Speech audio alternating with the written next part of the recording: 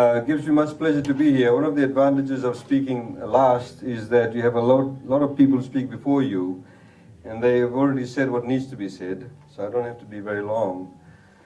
But there is no doubt, as our MC has highlighted and the other speakers have also highlighted indirectly, the benefits of having Fijian-made products, obviously in Fiji.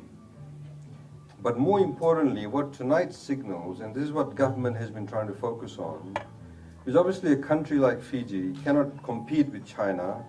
We cannot compete with India or Bangladesh or any of those larger countries because we do not necessarily have the scale or the population size. But one thing that we can focus on is the quality of Fijian products.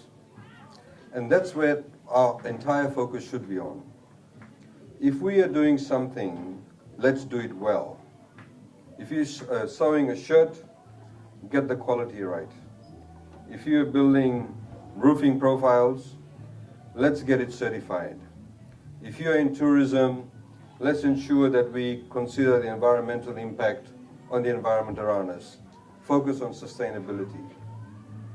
If we are getting our milk products, new lines, let's ensure that we have the proper certification, the HACCP compliance. And tonight is very, very important for us from a policy perspective because it precisely fits into that agenda that the Bainimarama government has had. And no doubt, again, as our MC has highlighted, and also Bhavesh has highlighted, that a lot of the manufacturing and the investment that currently is going on or taking place or plans are being laid out for it has been precisely because of the consistency in the fiscal policies that have been put out by the Bainimarama government. I think also has been the fact, in particular for manufacturing, where we have, for example, zero-rated duty on machinery, etc., that's been brought into Fiji, which has given an impetus for manufacturers. Fiji, from that perspective, ladies and gentlemen, and with all of your assistance, I mean, the engineers have spoken, there are engineers and architects here. We have a wonderful caliber of people in the professional line. And there's obviously a growing demand for it. At the moment, the construction industry, some would say is booming.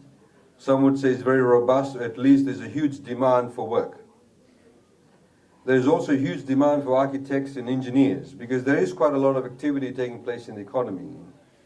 And post-elections, there's obviously it's going to increase a lot more. And so therefore it is important that if Fiji is to be riding this wave of this trajectory, that the products that we have, the output that we have, the quality of people that we have, the construction that we have is of sound quality. Because in that way, we will be able to lift our profile. And that's precisely what we are encouraging. So I'd like to congratulate R.C. Manubai and Bhavesh. I mean, it's not very easy sometimes, because a lot of businesses we found in Fiji, the model has not exactly been very good, in the sense, I'll give you an example, that if things have been going along and you probably only one or two players in the market, let's jack up the price, not work on volume, but work on a high markup on one particular product and try and capture the market and get protection all the time from government. That's what a lot of businesses in Fiji have done, and that's how they have made their money. So therefore, there has been very little investment in the quality of their products.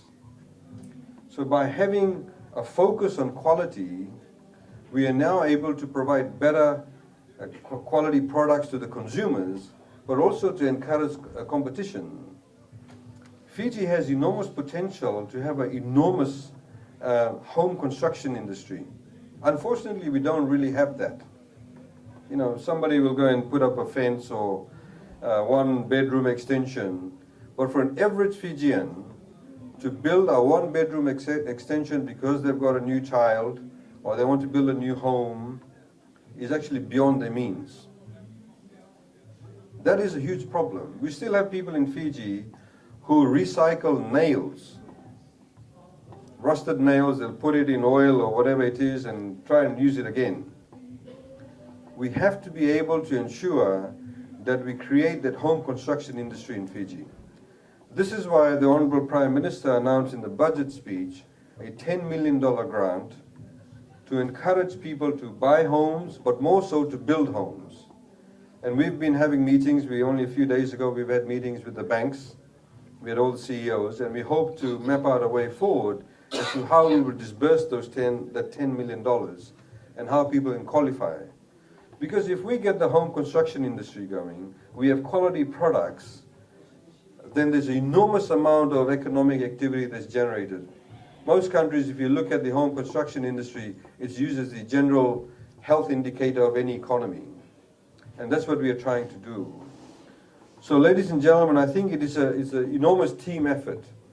The insurance companies can now be assured that you've got quality products, so please pay on time. Don't engage expensive lawyers like Adish Narayan and try and fight it all the way. The reality is that we need to move away from that way of thinking. If you have a quality product, you have a quality product in terms of the construction industry, you have products in the materials, you have quality insurance company, the consumers can then be assured there's certainty in the market. And that's what we need. We need certainty in the market, we need clear processes.